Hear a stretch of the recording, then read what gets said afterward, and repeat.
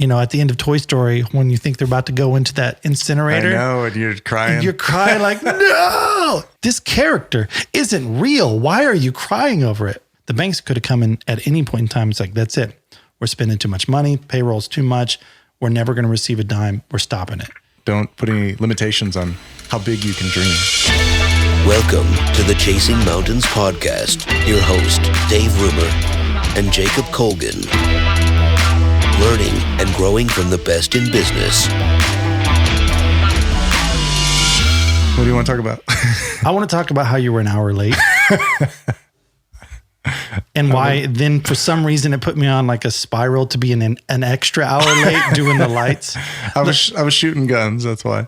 Yeah, but so what was going on? Like, it's Sunday afternoon. What were you doing? Were you in some kind of bunker shooting things? What's going on?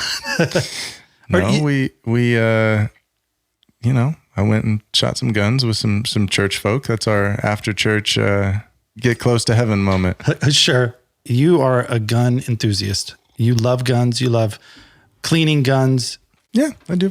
I'm not crazy. There's a lot of people that are far more into it than me. And I really don't have that many, but I think you like the accuracy, the practicing. It's not necessarily about, I got my guns. It's I like the execution. Yeah. There's a lot of people that find security in owning firearms, but sure.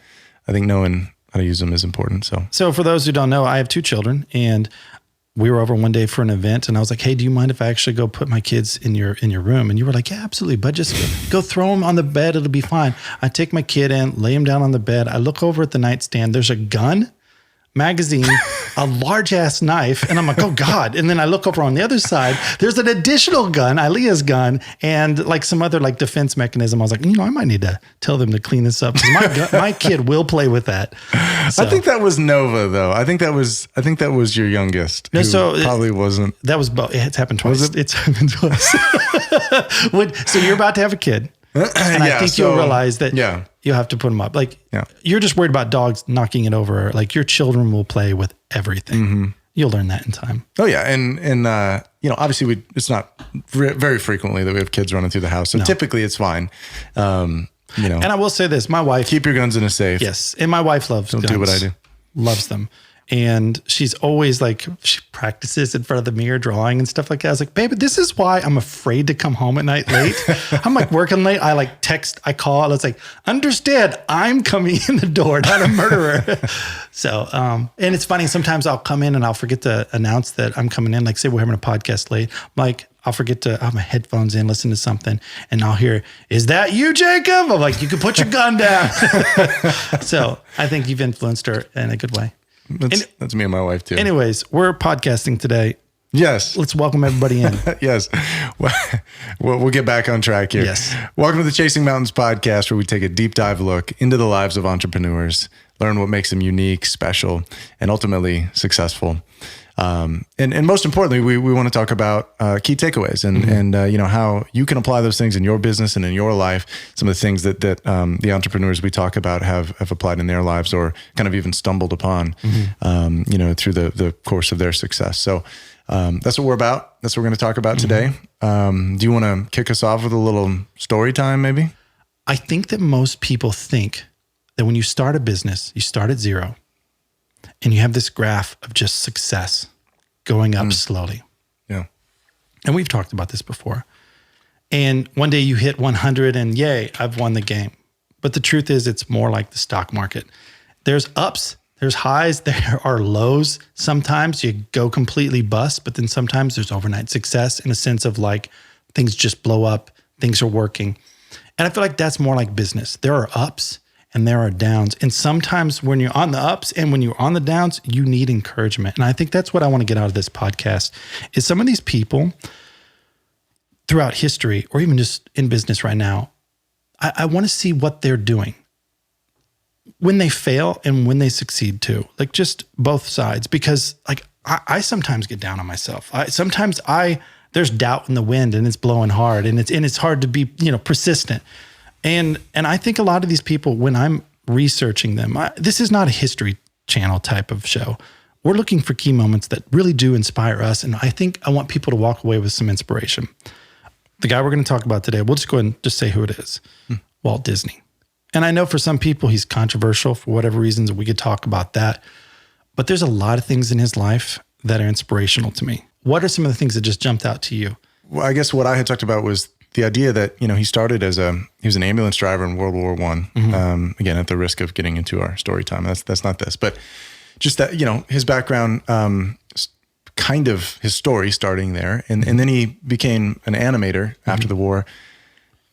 I guess what to me really, one of my takeaways was just like, he went from that to the empire that is Walt Disney. So, just don't put any limits on yourself. Like don't put any limitations on how big you can dream, because which may sound corny, but that's so important. You mentioned this idea of, it's not a straight line a lot of the time for entrepreneurs from where they start to where they finish. It's really easy when we reflect back on these stories and you look at someone like Walt Disney. He didn't know where he was going to end up. No. It's one thing to say like, okay, yeah, he started as an animator and he could see what Walt Disney World and Disneyland and like all these iconic children's movies and shows and things. Had he been able to see all of that in the future, it'd be really easy to look at it now and be like, oh yeah, he just had to work hard and work long enough. And like, he could see his goal in on the horizon. I would argue that he probably didn't know what ultimately all of it would become. You're right though. He's a boy from Chicago. I didn't know he was from Chicago. And they said early on, he was really good at just drawing. And of course he got some attention in school from that. So he started drawing for some of the kids. And I don't think he knew he wanted to be an animator. But what was interesting is when the war was going on, he lied about how old he was. Yeah. And he tried getting into the military, which is kind of a funny thing that a 16-year-old would want to be in the military. And for anybody who doesn't know who Walt Disney is, first off, I think everybody does because everybody's seen, but basically it's a juggernaut of a company that owns Marvel. It has massive theme parks all over the world. It owns Lucasfilms, which is Star Wars. They own Pixar, and they own also literally thousands of other companies that focus on distribution, product placements, also even just like merchandising. So it is a juggernaut of a company. Obviously, I feel like everybody knows who it is, what it is, but that's really helpful though. I don't think many people probably know the extent of. They own ABC, they own Comcast. It's like maybe they don't own Comcast anymore. They had a huge. So even if they're not the majority, they're finding places to put their money, and they own large portions of a lot of things. Very powerful company, but it did start with a boy from Chicago who was good at drawing. Right. And obviously, like I just said, he lied about how old he was to get into the military. And first off, do you think we could get away with that now? No, but I don't think that was, I will say, I don't think that was super unique. I think there was because the war was going on. Yeah. I mean, I think you had a lot of young men. We're talking world wars. I think there was a lot of young men that were ready to go fight for their country. Do you feel like the military was also kind of like, sure, he looks 18 because they just needed people? I think I think maybe. So I think at this point in time, they did say, look, you're too young. But he ended up, was it the Red Cross that he joined and ended up being an ambulance driver?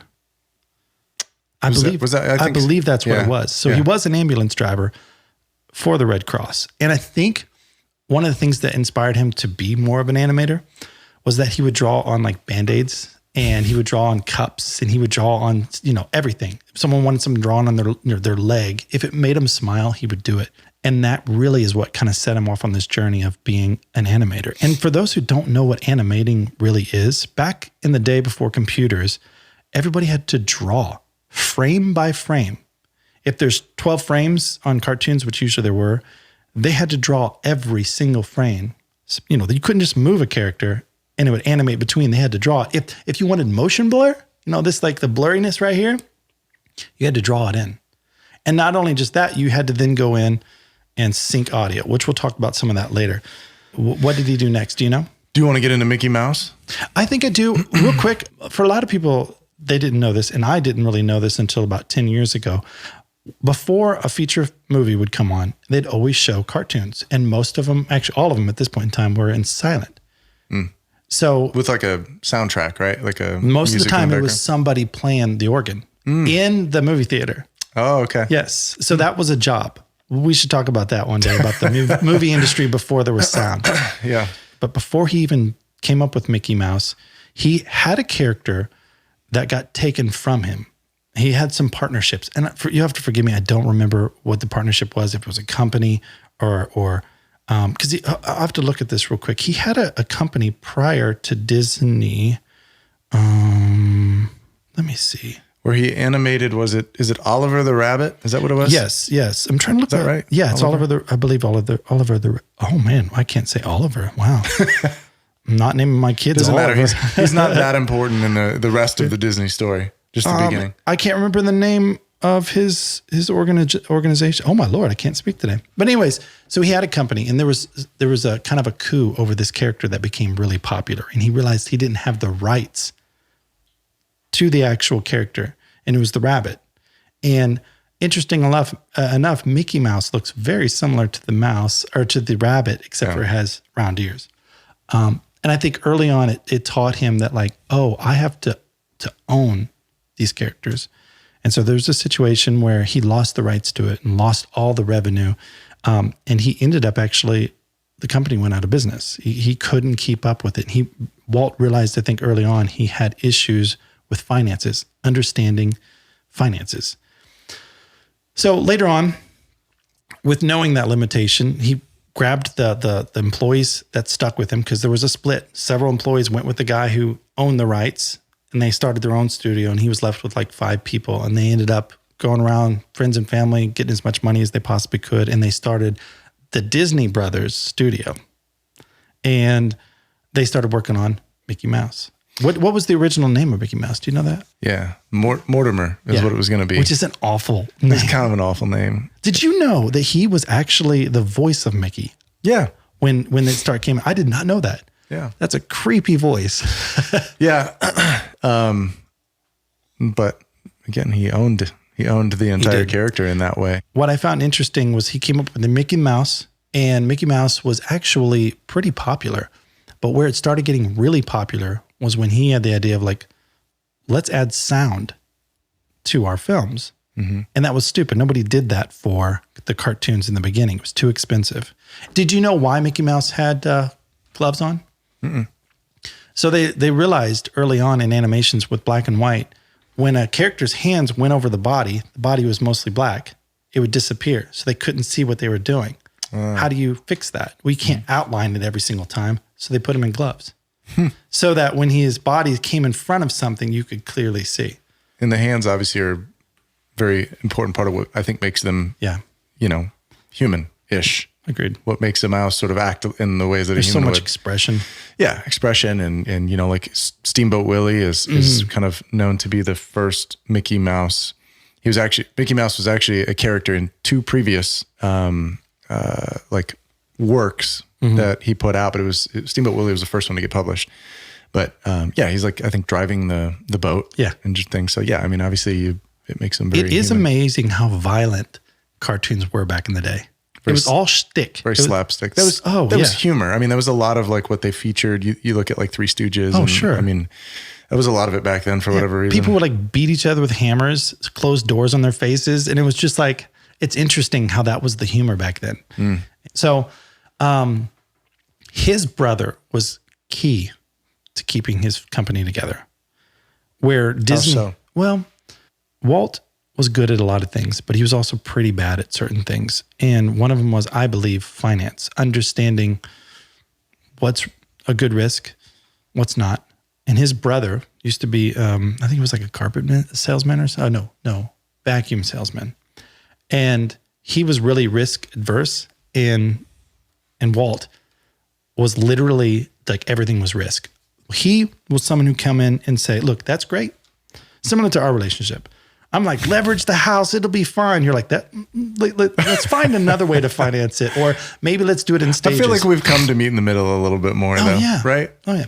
Compared to before. But that's the thing is though, he brought his brother along for a little more risk.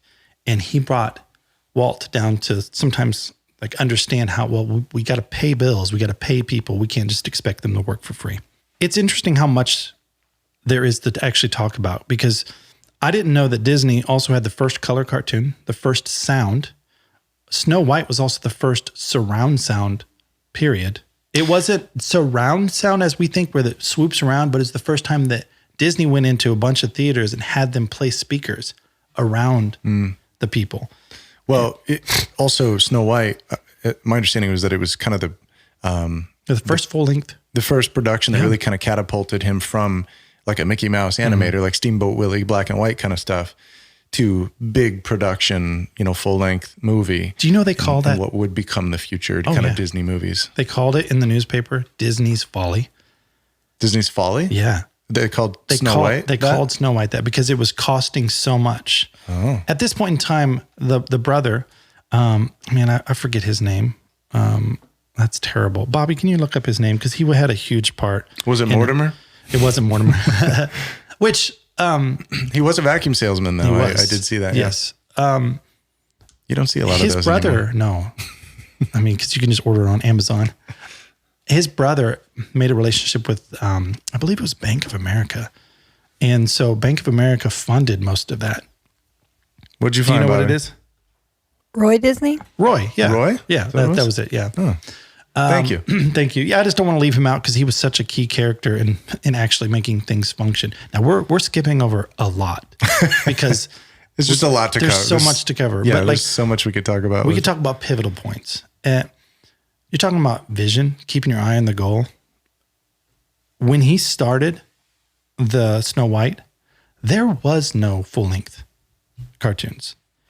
There was nothing like that people thought that was stupid, a waste of money. But what Walt did was he made a short specifically for the banks to see. And they were blown away so much that they literally were okay with, like, they were missing deadlines on payments. They were like, this thing will be huge. Now, mind you, the banks could have come in at any point in time. It's like, that's it. We're spending too much money. Payroll's too much. We're never going to receive a dime. We're stopping it. But the banks, I give credit to the banks. They continued lending. And Snow White was so difficult, and people don't quite understand the millions of frames they had to sketch, outline, paint, then start the actual filming process, which is one click at a time. And something that Walt Disney did was he actually came up with a new process on how to basically streamline it to where instead of having one animator who's really good at animate an entire scene and every frame, he would take, let's just say, have the animator do every other frame and do the main motions, not color in, not do anything. And then they'd hand that, once the sequence was done, they'd hand it off to another person of a lower pay scale to then draw the in-betweens. Mm-hmm. And then that person would then hand it off to another person who was lower paid. And all they had to do was do the black outlines to darken it. And then once that was approved, because it then would go into film, one click at a time, in order to save money, they would never have it actually taken out of negative. So they'd only project the negatives. So it would be reversed. White would be black would be, just to save money. And then once it got approved, then they would go into the final animation, which is going on celluloid plastic. So he made it like an assembly line. And what that ended up doing was keeping the people who were really, really talented at the drawing, the expression, the knowing how a character looks here as well as here. And he streamlined it and put all the people who were good at filling in the color. That was their job. And that was one of the inventions that he did, was he kind of invented that whole process, and then everybody then kind of followed suit. So not only was he making Snow White and worried about payroll, by this time there's hundreds of employees working for, Walt Disney. But they were inventing along the way. The pressure of trying to create, and you know this, while you're under pressure for finances, you got employees, you got, people saying you're going to fail. It's Disney's folly. Sticking with it, it does show something special in them. And I say them because those animators were with him, do or die. And I don't think he quite realized that, because later on there became a pretty big strike And there was definitely a lot of hierarchy where, the good animators seemed to get all the privileges and everybody else was just, they're replaceable. And that's unfortunate. But Snow White and the Seven Dwarfs was like such a huge success that quickly after that, not only did they pay off their entire debts, but they had several million left over in the bank. And this is was it the 50s or 60s? Right. Yeah. It was, to say a hit is almost an understatement. Like, we're talking about a juggernaut that won awards. They had to make a category specifically at the Oscars for him because there just wasn't an animated, like, they didn't respect it. Yeah. That he then, while his brother was off on vacation, decided to build a massive studio that was going to cost way too much. And it ended up almost hurting him later. What did you think of Disney? I've known his story kind of for a long time. With you diving into it. You've been a fan for a long time. A long time. Yeah. First off, there's nothing perfect about anybody. There's a lot of things that wasn't great about Walt. Walt even knew that. He said, there's Walt Disney. Walt Disney doesn't smoke, but I do. Walt Disney doesn't drink, but I do. Walt Disney doesn't curse, but I do. So he knew it was a character he had to play. But yeah, from like, what did you think of him? Yeah, well, so let me back up because I got a question for you about the process of animation, because a lot of that is still to one degree or another a process that is followed today when it comes to content creation. On a large scale, animation obviously is done largely by computers now, but there's still, whether you're talking video production or animation, there's at least, again, until very recent history where a lot of things have been kind of put back together because capabilities have been enhanced. But for a long time, it was still kind of split up into those roles. You had your initial production folks that would be creating or capturing, and then you'd have people in post-production that would that would be either animators or they'd be colorists or they'd be they would organize. If you're talking animation, they would organize frames and prep the frames and everything. So I guess my question for you is do you think the process that he helped sort of solidify and standardize across the company played a really important part in his success? Because he had great characters. Yes. He had fun stories. So like the product was there, but there's a lot of businesses that fail because they can't get their process in order. They can't bring that product to market in a way that is repeatable, in a way that is cost effective, that's timely. So I mean, like, what do you make of that? So you're 100% correct. Like, as a leader, we're both leaders in different organizations and businesses. You have to kind of keep everybody else focused on the overall vision and the overall goal. I mean, you can't just say, this is your task, go do it. There's got to be a reason and a purpose why we do something. And he was really good at that. The process is what a lot of people forget about. I personally have failed in that before, where I was so focused on the vision, I wasn't working on the process, and things weren't getting done. And then I'm getting frustrated with people, but I didn't give them a clear vision of what I wanted them to do. And you've run into that with dealing with clients, and when you work with me, what's the vision? And that's one of the things that we did really well. Was right off the bat, we'd give what's called a treatment to someone, and it kind of visually would show them with pictures what the music video is going to look like. Because you're dealing with a medium that doesn't exist yet. You're like, this video is going to be amazing. It's going to be like this. Well, how do you tell someone that? How do you show? You can't rely on their imagination. Well, that's one of the things that was interesting about Disney. They came up with the process of storyboards. And yes. So they were the first studio that was like, we got to do previs, which is pre-visuals. We got to let the animators kind of know what we're even thinking. How do you send someone in a room and go, oh, hey, I want you to take these 7 dwarves and here's what they're going to look like. You have to show them. I think the process was part of their success. And it was also part of their doom. Because sometimes you can spend so much time on process that you're not actually producing a product. And that happened a lot. They didn't hit a lot of deadlines. And you know as well as I do, creatives almost never hit deadlines. And it's difficult. Yeah.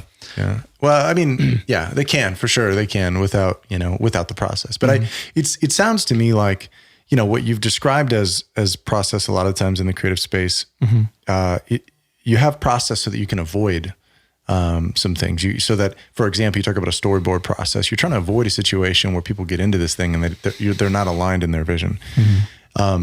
What I'm describing a little bit with Disney is where process is potentially not a necessary evil, but it's more of a value add, where it's not so much something that needs to be in order so that they can be successful. It's almost like it's part of the secret sauce to the success itself. And I think that was kind of the case a little bit with Disney, is that they were able to formalize that process and sometimes, and not process for process sakes. Like, you do need to like eliminate certain things. It's like, well, that's a waste of time. What's the value? Like, yes, it looks a little bit better, or that, like, does it really add value? Is it going to cost 5 times and give only 1% better? Then cut it, because I've overprocessed myself before, where it's like, there's too many steps. And then I talk to my wife, who's busy and needs to get stuff done. She's like, no, do it this way and this way. And I'm like, oh, that's brilliant. It's Parkinson's law. Yes. What's that? We talked about that. Yes, we did. What was it again? It's the concept that I'm paraphrase it. It's not exactly Parkinson's law, and I'll explain in a second. But Parkinson's law is I'm going to get it wrong slightly, but it's the idea that a task is going to take the amount of time that you allot for it. Exactly. And so when it comes to a creative piece, if you have a lot of time to really mull it over and experiment, what if I tried this? What if I tried that? What if we did it this way? What if we did it that way? You can, if you have a lot of time for that, then you could drive yourself nuts, and you're going to end up, it's going to be difficult to decide. But sometimes if the process dictates that this has to go out the door tomorrow, then get it done. You're going to come to some conclusions a little faster. I was shocked on how much that Disney did for the government for like propaganda stuff. Like a lot. Literally propaganda. And it was surprising. Anti-Nazi, anti-Japanese. Yes. I mean, they were obviously terrible people, but arguably it was needed at the time, for the sake of the U.S. But talk about some racist stuff, some of that stuff they were talking about, like the Japanese. Like, first off, the Japanese were at the time were doing awful things, and they were our enemy. But it was just amazing how much propaganda they did, and that's what paid the bills for a long time. And in those times is when they figured out the process. But one thing too is they never stopped innovating. They came up with so they got really frustrated, some of the animators. They couldn't get things to feel like it had depth. They knew that they could start off like a character this big and make it smaller to appear further away, but it didn't feel real. So they invented, I think it was called, like a parallel. I'm butchering it. It's basically as a camera that they mounted from the top, and they'd animate the characters on one cell, but the background they'd painted on different layers of glass. And so if they wanted the trees, and I put my hand up this way, because they were filming from the top, they would, which Bobby, can you look up what that was called? It was like a special kind of camera that with like multi-plane camera or something like that. Is that where the term parallax comes from? Something similar? I mean, I don't know if that's where it came from. Two movements. Or yes. But they would paint different levels. Like they wanted the moon to be in the background. So on the very bottom piece of glass, they'd paint the moon. And then they'd paint the grass in the background. Then this tree, this tree. And it gave it a sense of depth that when they moved the camera or the pieces of glass, it appeared to actually move. Do you know what it was called? It says that it's actually called a multi-plane camera. Yeah, multi-plane camera. Thank you. Thank you. Appreciate that. But it's this crazy looking contraption that looks like it looks like it's like a doomsday machine kind of. And maybe we'll put a picture of it up. But that took crazy amount of invention. Doomsday machine. It did, because there's everything was huge back then. Computers were the size of a room. The cameras are gigantic, and there's all these knobs that when they wanted it to appear as if the camera was moving this way, they wouldn't have to animate every single frame. What they do is they'd paint the tree, and then open up the camera and then just film it. So the background is moving with parallax, and it feels and it has more depth. If they zoomed in, the moon is still the same size because it's on the back side. I'm impressed with the people he hired and how talented they were. Like, to be able to think through this stuff and figure it out. So not only were they trying to make the best animations they could, they were inventing machines and technology to literally do that. Nobody cared about animations looking more real. He did. So I have a question for you. We talk about the animation. We talk about the process. slightly off topic, but there's been lots of talk over the years about how certain like scenes or frames or certain animations in general have been sort of snuck into Disney movies. As we talk about the process and the amount of people that are involved in touching these movies, which before meaning they go like out just the door. can I tell people what that is? Like as far as snuck in, people think that like there's unfortunately scenes where it's like certain things look really phallic, and or there's the word sex possibly in the background, and or plenty other things that are kind of obviously like, hey, someone snuck that in, or I'm hoping it wasn't like from the top down. The people are like, yeah, sneak something that looks like a penis in the background. It might have just been an animator thinking it was funny to draw it in, or a disgruntled employee or whatever it is. But go ahead and talk about the process. I guess I'm just curious, like how much of that is legit? Because I don't know, man. You would have to have a whole team of people that would be complacent on that. And those things happen. But, I haven't seen all of the cases where people have said like, oh, this happened or that happened. But I'm just, was all this when he was alive though? Or was most of that later on? Do you know, Bobby, if some of that was when he was alive, or was it mostly after he passed away?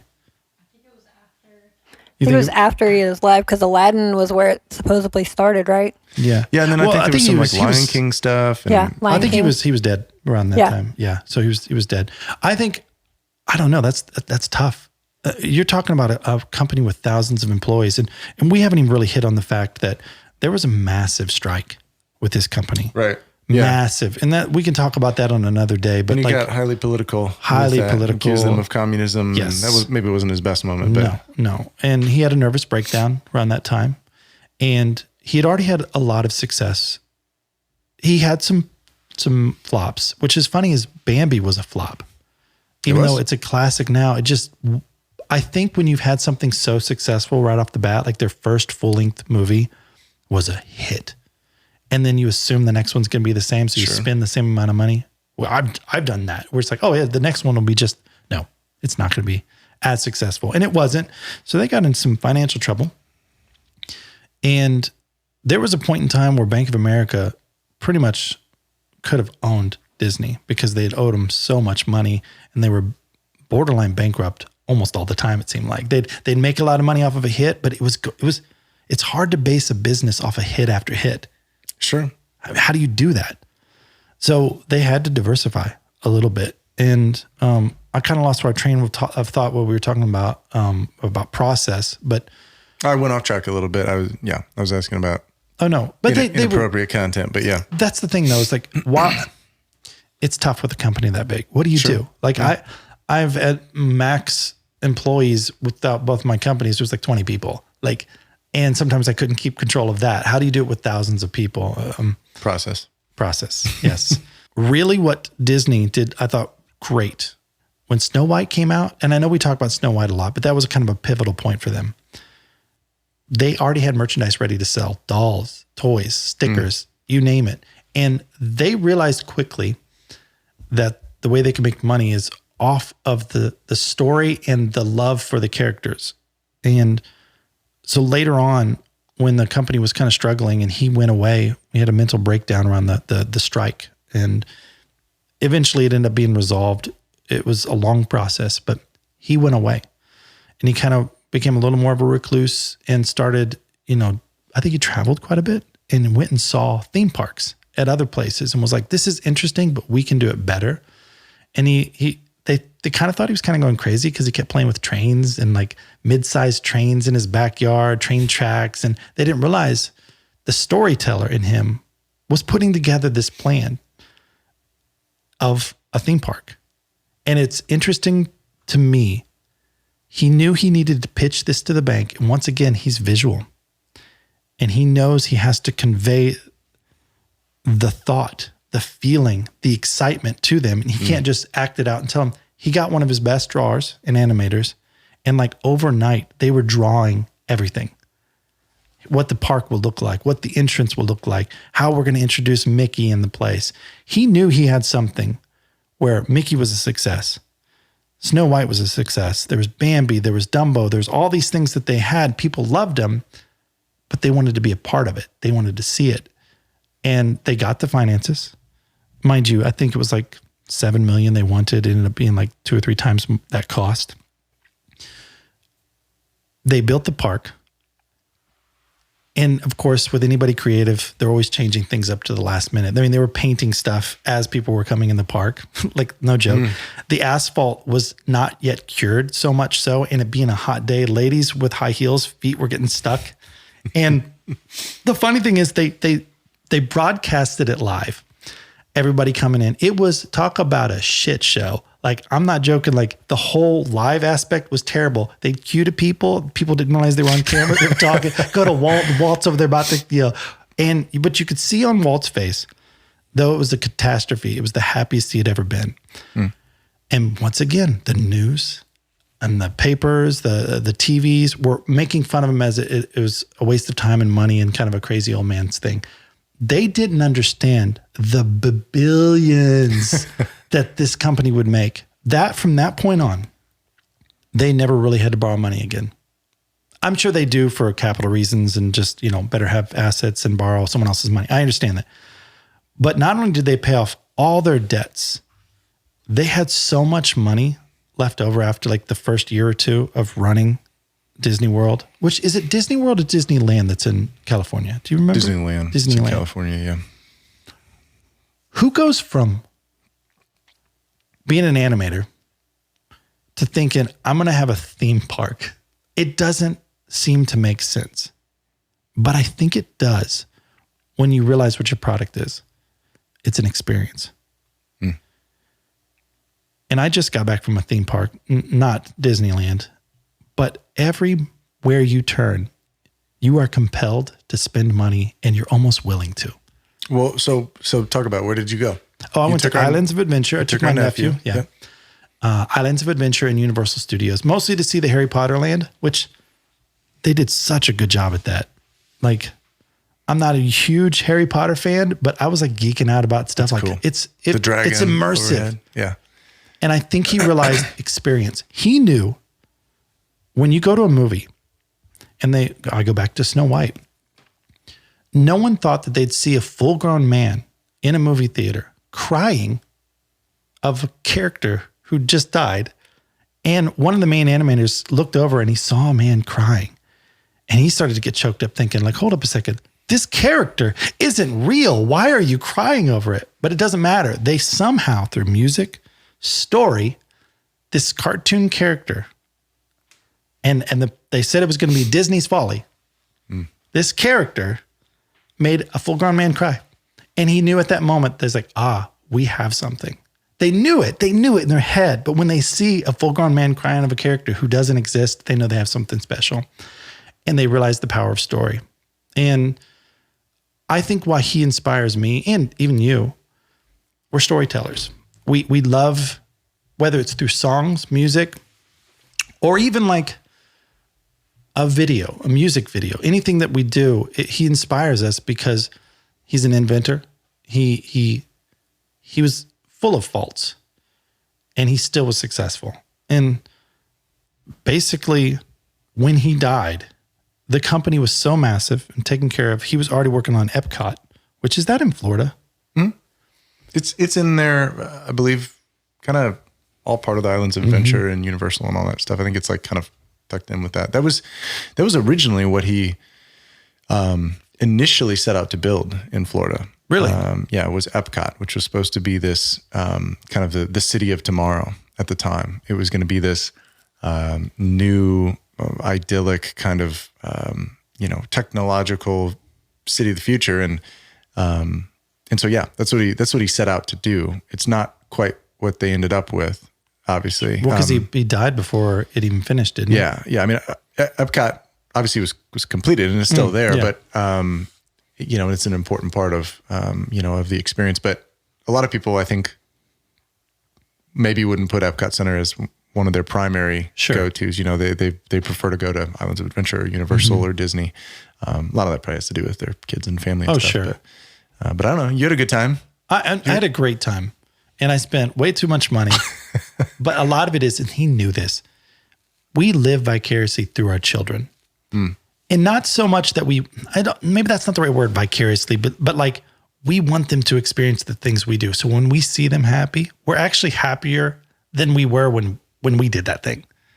Like when I went on a roller coaster and I look over my nephew's like having the best time of his life, I'm actually happier than in that moment I'm doing it. You know what I mean? And I think he knew that. And when it's funny how many parents could talk about their favorite movies and they a lot of times will list Disney movies. And though we watched it for our children, you know, at the end of Toy Story, when you think they're about to go into that incinerator. I know, and you're crying. And you're crying like, no! Even though it's not a character, you love it. It's like this is a little cowboy character. Yeah. And it's a plastic cowboy character who, yeah, seems to lose his hat all the time. Dude, I'm telling you, there's something about story. Well, and you and I have been influenced a lot by that line of thinking. Obviously we both are quite familiar with Storybrand by Donald Miller. It's not only a learning methodology, but he's got a bunch of books. We can probably put some of that in the show notes here. But yeah, I mean, the idea that, people want to be the hero of their own story. And a lot of times they identify with that hero, so sometimes you can't help but identify. When you watch a movie, you watch, an animation, that's kind of the point, is you're able to sort of put your life on hold for a minute and go live through somebody else. And it can be so compelling and so relatable, even if it's an animation, it's cartoon character. What's cool they did this. They took already popular stories and made it, they had that story arc where it's like, the hero, he's got this journey he's got to go on, and we'll talk about that one day, but it was already famous stories. Snow White, he had already watched as a kid. It was a silent film. It was creepy as all get out. But, like he did Robin Hood, he did Dumbo. All these were like already stories. And he just took them and made them cuter. Like Pinocchio is a creepy story. They somehow made it cute with a little cricket, and it's amazing what they did. They took things that were already Geppetto, right? Yeah, they already, yeah, good job. I completely forgot his name. I think it's Geppetto. When You Wish Upon a Star. That's another thing, is they have a massive record label. Yeah. And I mean, there's no way we can quite capture everything that they've done, but I think we can move on into they're into some controversy right now. Do you want to kind of talk about that? I actually don't know anything about that. Yeah. Do we want to talk about that? Yeah. Kind of current events. And I don't want to be, coming across it. I'm some sort of expert on it, but, I know nothing. So to me, you are. So I'll summarize it. Disney is, they've aligned themselves at a leadership level, with, across, Disney Plus, across, their corporate entities. They appear to have aligned themselves, on the left side of the aisle in terms of, support for certain values of the left. I feel like it's dangerous for a company to do that. Yeah, but you know what? It's really tough because these big companies, they're being put in a position by people where they have to choose. And what happened to the day where it didn't matter and you could just go to work? It didn't have to be political. I wish it wasn't the case, honestly. I think that there are certain things, certain cases, certain topics that, it matters, but I don't think that everything has to be political in business, but for some reason, so what have they done political? They've just picked a side. Well, so they've, I think a lot of people are familiar with the Don't Say Gay bill, which, it says that in again, paraphrasing, but says that, school age children, I believe it's 5 years and younger, I think, that you're not allowed to, in Florida, talk about adult sexuality, essentially. You can't, again, I probably don't want to get into it. No, but from my opinion, I don't want anybody talking about sex at all, whether straight, gay, bi. I don't want them talking about that to my kids. Let me talk about that later. And five below, just don't be talking about it. Yeah. I think we should we're humans. The bill. That's the bill, essentially. The bill is saying that, that it's not the place for, the education system to, I don't want to say allow. The concern is that educators are kind of encouraging and fostering an environment for young children to question their sexuality, to learn about alternate, non-traditional forms of sexuality, And I feel like that's too young to be talking about sexuality. well, and that's the People are the still argument, peeing their but- bed. Like, let's not, like, Right, you know, right. they're 5. But So what does that have to do with Disney though?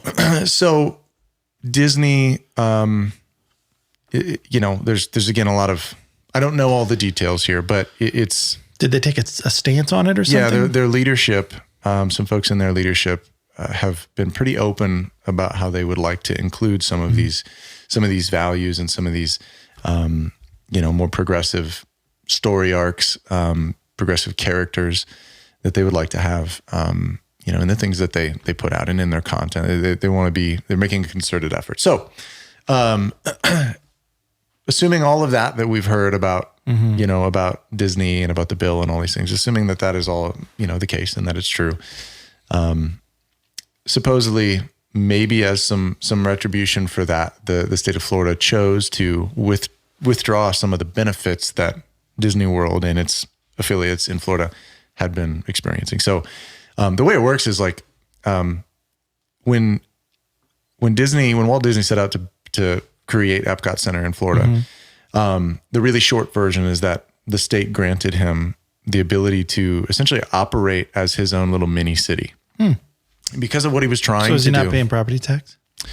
You know, that part, I don't think so. Well, unless they're in a county. I don't know enough about that to comment. What I do know is that they are responsible for their own sewage. They're responsible for their own electric power generation. They're responsible for their own roadways. They have their own EMS, emergency medical, fire. Some tax benefits they probably got. Yeah, I think so. I think there's I know that there are big tax benefits. And That's unfortunately, man. So the state's coming back to be like, fine, if you're going to be that way, then we're going to revoke that. Yeah, and I think it's in part due to the kind of controversy at a leadership level with Disney. I think it's also 2022 is an election year, I believe, in Florida. So there's some factors here going on that are you know, I think politically charged for sure. But the concern for Disney is that you know, they do get a ton of tax benefits, and if this is withdrawn, you're talking, I think it's in the neighborhood of several tens of millions of dollars potentially every year. Wow. That they would now need to be paying for kind of all these things and property taxes. So and other fees and assessments and whatever. The idea, I think the reason they did this partly was because the needs of Epcot and Disney into the decades that followed were so unique. Like they needed to be able to construct a business over here. They needed people to actually be able to live on their property or you know, create a maintenance shop over here, or they're building roller coasters, or they're doing whatever. Unique things that they kind of needed to be able to do quickly. And, you know, Florida said, okay, you can bypass all of our typical permitting processes and you know, and a lot of the fees and things. So, wow, you know, even if you're so it's a scuffle between two big powers. Yeah. Bobby, can you look up and see, I know we're probably an hour in, you said, but can you look and see how many people actually work for Disney? I'd be curious how many employees they have. Yeah. It's interesting that they would take such a stance on something like that. I don't know enough about the whole situation to even comment, but I just feel like make cartoons and inspire people for life. It's just tough. I understand inclusive. I really do. I understand it, but like, don't be pushing an agenda either way. Just make cool cartoons. Do you know how many employees they have? You're referring to in Florida alone, correct? No, just in general. Hold on. Well, even Florida alone. There's some Florida is 70. 70,000? Yeah. 70,000. Wow. Yeah. I mean, it's kind of like, I mean, in a lot of those people, I shouldn't say a lot. There are Good Lord, that's a lot of people. There are employees that Florida. are residents on Disney property. They have 24,000 acres, I think it is 25,000 acres in Florida. Yeah. So it says 201,000 employees worldwide. Wow. Yeah. I wouldn't, and big there's probably, I knew someone who worked for Disney once, and he said it was miserable working Really? at the park. Oh, well. Miserable. Yeah. Because he was a character.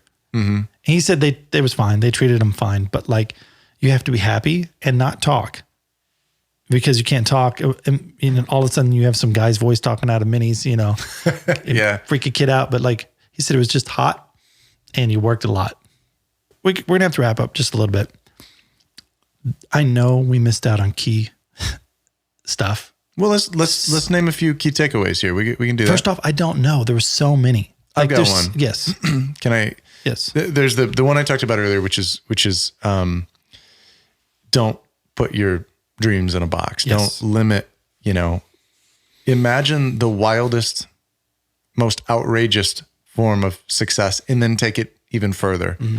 Because I'm sure that Walt Disney never imagined, coming from his background, driving an ambulance, illustrating a mouse on paper, mm-hmm.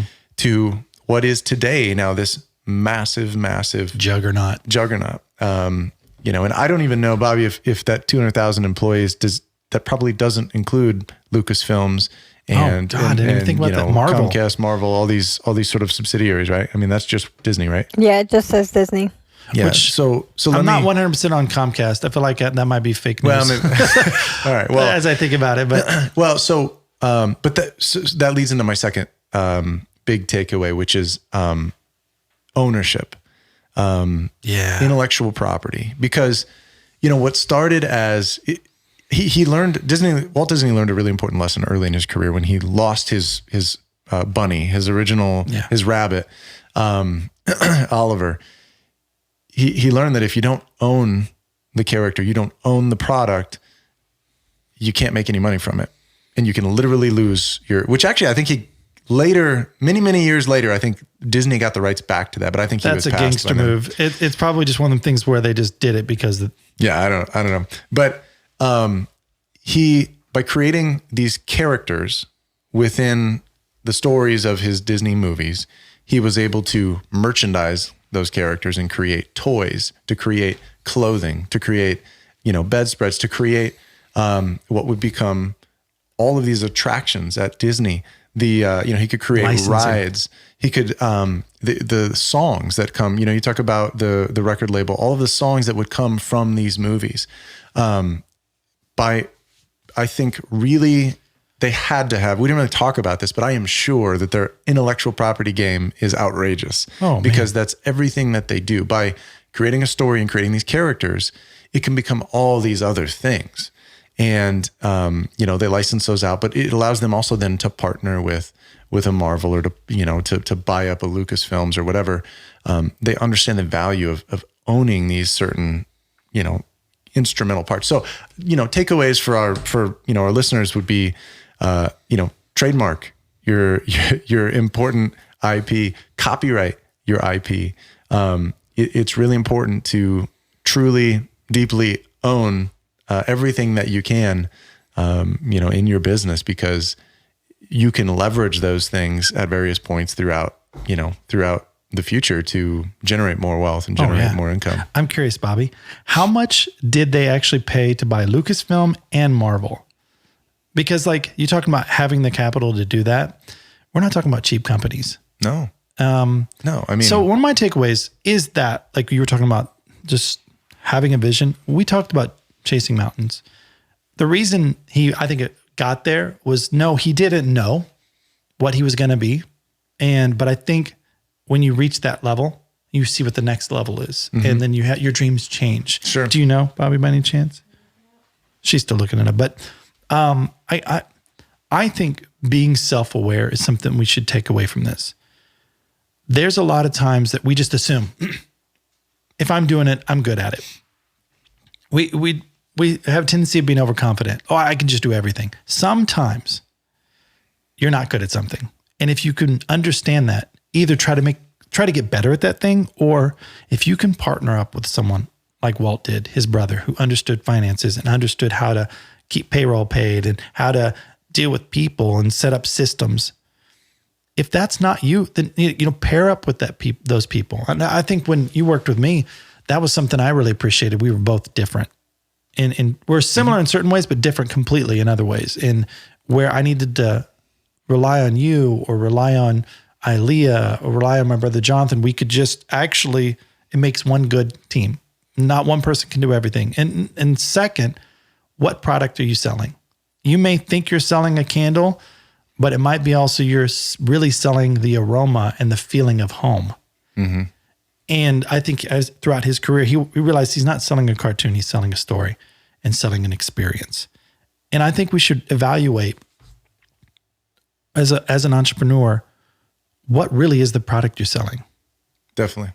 If it's a workout machine, maybe it's not that machine. Maybe it's independence from, having that bill from your workout gym. Did you say a workout machine? Yeah. See, in a workout gym? Clearly, I don't work out.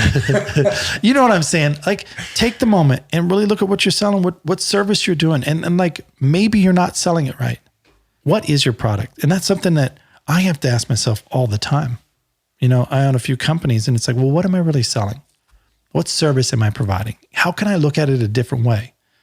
And I think that's something key. We should walk away with that just a little bit. Bobby, do you happen to know what they sold it for? So it says that Disney bought Lucasfilm for $4.5 billion. Whoa. Half of it upfront in cash and with shares of Disney stock.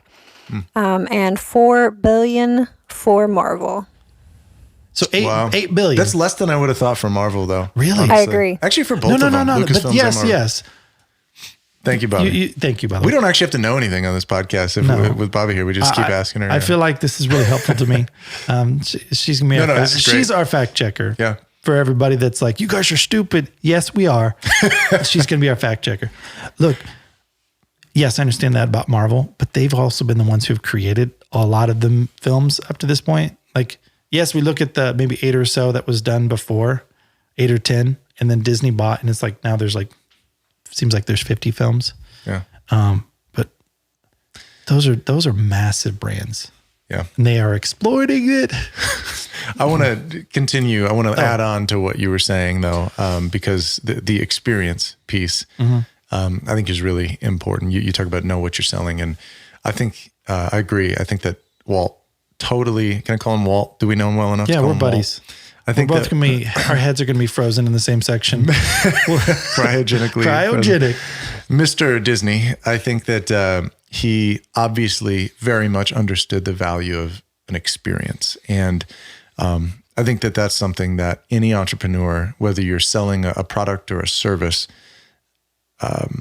or just even when it comes to employing your people, experience, understanding the value of the experience that, that your client or your customer is, getting from interfacing and transacting with you. And it doesn't have to mean that you create an entire fake world, like Harry Potter world that they can go to. But what it means is that you recognize, like you said, when they buy a candle from you, are they buying a candle or are they buying a scent that reminds them of grandma's house? Yeah. And I think more often than not, it seems like when businesses really grasp that, they really understand that, they can speak to their customers more directly, and they really have a better handle on, where to take their company in the future. Oh, I agree. Look, Disney, not a perfect man, but there's a lot of things he did good and a lot of things he did wrong. And I feel like that humanizes him. And he kind of was young when he passed away. He did pass away 65, I think. Yeah. Passed away from lung cancer. And I know to you young kids, that sounds so old, but the reality is life is so fast, and to accomplish so much in such a short life is impressive. And he does inspire me. And even just doing research on this, man, it kind of inspired me, kind of lit the spark into kind of why I got into all this. And yeah, that's as far as creative. That's part of also why we got into this podcast, because, you and I were talking before. I need inspiration. Yeah. Yeah. I mean, when it gets tough, it's sometimes helpful to look back and see, what others did. Because like I said, kind of at the beginning of this podcast, you can't, it's easy to look back when you know the end of the story and be like, oh yeah, they struggled through, they had hard times, but they eventually got all of this. They got all of, everything that is Disney now, but he didn't know that was there. It's not clear. And, for you and me and for anybody else that's trying to build a business, you don't know whether you're going to build that next Walt Disney, or you don't know if it's going to flop tomorrow, but it's worth the struggle. And I think that's the encouragement that we get by kind of looking back at what a lot of these folks have done and what they've gone through. I would just encourage people, if it's what you love and if it's what you feel like you're meant to do, stick with it. Yeah, pursue it and pursue it hard. and know that you're going to fail along the way, but just stick with it. Not many success stories, I would venture to say not really any of them, have ever not had struggle. And if you're in the moment where you're struggling, remember this is part of your success story. If you're down and out and feel like, right around the corner is failure, it might be, but it is part of your success story. And it will make it more impressive later when you do succeed. So as we wrap it up, our takeaway, man, stick with it. I know we talked about that in our 10,000 hours episode, but if you got the vision, if it's what you meant to do, and stick with it. Is there anything else you want to? No, and also just be self-aware. Know who you are. Partner up with people who know your weaknesses and your strengths. Yes. Yeah. Well, let's wrap this thing up. Look, we need ideas for who inspire you. I think we should just say, leave a comment. Let us know who inspires you. I don't care if it's a crazy story. We'd love to look into it. We need inspiration on days. And I'm sure you do it too. If you have an idea, let us know. Anything else you want to tell people? Just, that building up this podcast is part of our entrepreneurial journey as well. It's one of the things that we're pursuing hard. And we're in this for the long haul. And we're excited to, there's a lot of people you ask for people to comment. We still also have a very long list of people that we want to talk about and things we want to get into. So please comment. We'll add it to the list. But we very, very much appreciate everybody listening. And if you haven't done so, please like and subscribe. And if we suck, just let us know. Let us know that too. But we've got a lot more content coming. So we're really excited to continue on and to grow this thing with you guys and to kind of practice what we preach. So yeah, peace out. Peace out. Thank you for being a part of this podcast. Please leave a comment with your questions or business endeavors. We would love to be a part of your journey. If you would like to hear more, please like and subscribe. The thoughts and opinions on this show do not reflect those of our advertisers, employers, or other affiliates. The content should not be considered legal or financial advice. The Chasing Mountains podcast is a production of Chasing Mountains Media. Copyright 2022.